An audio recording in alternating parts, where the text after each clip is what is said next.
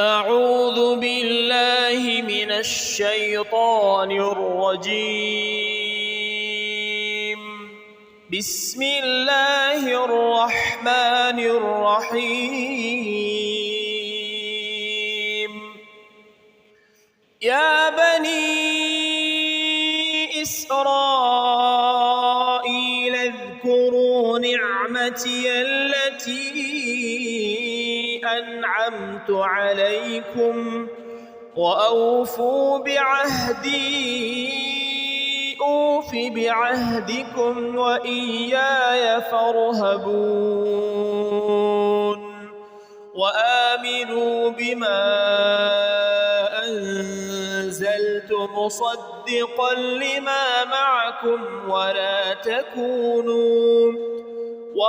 تكونوا أول كافر به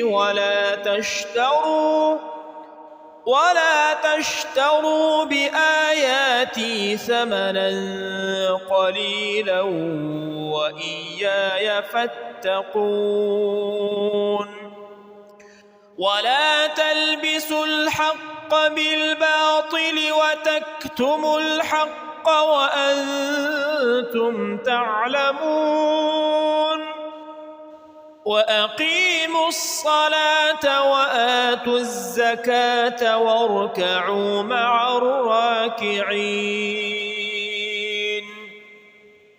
أتأمرون الناس بالبر وتنسون أنفسكم وأنتم تتلون الكتاب أفلا تعقلون